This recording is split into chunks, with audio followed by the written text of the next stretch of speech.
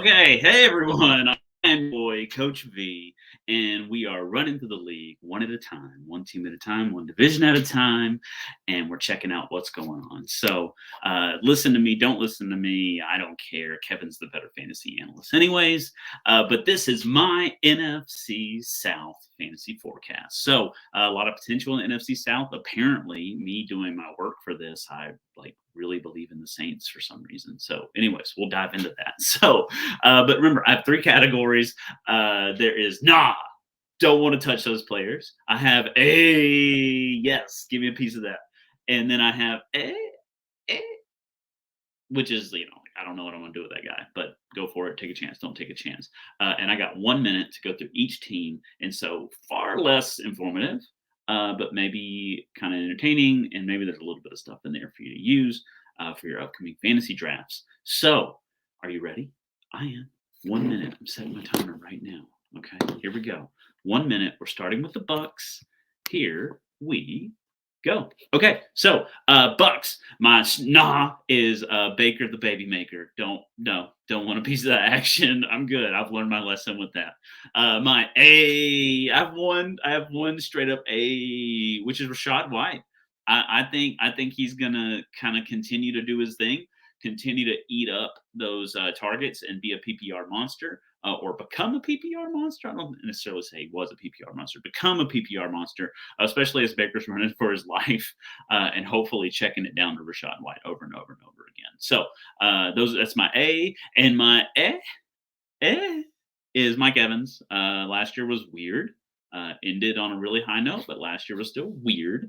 But I don't want to put him as a straight up because I think he has talent, and Baker could get him the ball. Just fling him the dang ball. That's all you got to do. And then K. Dotton, and his is kind of an upgrade from a because I saw him last year kind of be that guy who would run past the line of scrimmage, turn around, and wait for Tom to throw him the ball. Why can't he do that for Baker? And maybe more so for Baker, because Baker may not have time to get down to those down the field targets. And so he's like, oh, hey, K. Dotton, here you go. Here's a ball. So those are my groupings for that team. So next we have the Saints. And like I said, with the Saints, I strangely believe in their whole team for some reason. So let's dive into that. So is Michael Thomas. I'm done.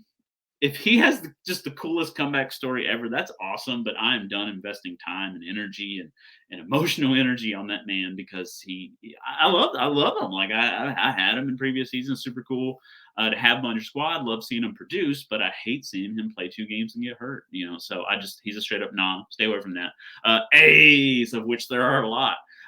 So Derek Carr, I think this could work for some reason. I really think this could work. Williams, yes, I love that man. Now he's on a great squad with some interesting offensive ideas. Let's do that. Rashid Shaheed, love the guy. Get him going. Jawan Johnson, I think he's a good tight end. I think he could kind of roll off of last year, and I think he's going to score a lot of touchdowns for some reason this year. And then Chris Olave, get him on your squad. And then my is Kamara. I think he's super talented and he's got the skills to do what he needs to do, but they just don't give him opportunities. So I'm curious, and I have some other people in this category, but I'm curious to see if they learned from last year with Kamara. So feed the man and let's upgrade him from an A to an A, because he's an A kind of guy. All right, so Falcons up next. Here we go. 1 minute. And starting. So my is the whole Falcons receiving core. No, they don't throw the ball enough. Even if got to stand out, there's just not enough opportunities to reliably predict what's going to happen when you're throwing the ball 15 to 17 times a game, or making 15 to 17 completions, which would be amazing. Okay, but not. So the whole receiving core, don't touch it. My A's are the running backs. Bijan, of course, but Algiers, I love the way he finished last year, and we don't know about Bijan's durability. The Falcons are going to test it, that's for sure.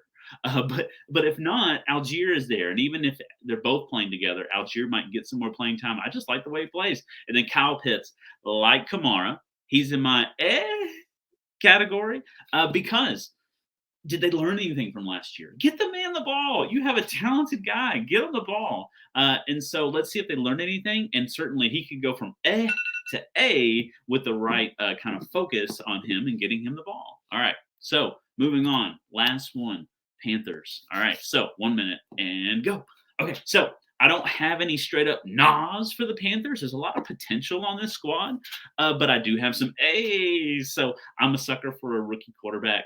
I think Bryce Young's going to do pretty good. I mean, you saw last year those kind of unseasoned quarterbacks, or those less talented quarterbacks for the Panthers be able to hop in and do some business. Why can't Bryce Young do that? Because I think he's far more talented and athletic, and even knowledgeable than some of the quarterbacks they had playing for them previously. And then Adam Thielen. I think this could be a good shakeup for him. This could be a good place for him to be. Young quarterback. Thielen's, super available, just kind of makes himself a target for passers. And so I think that's a good thing. I think that could work out.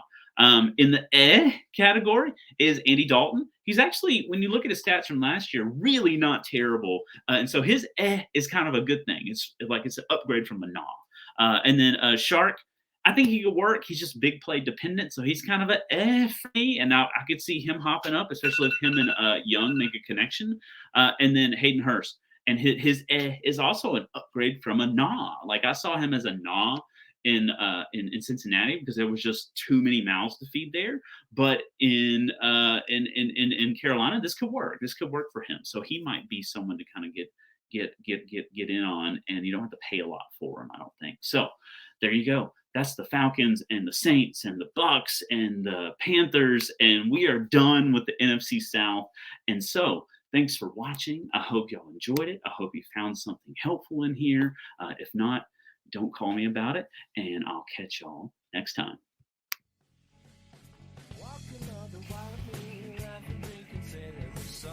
Something. Nothing. Okay. Whoa.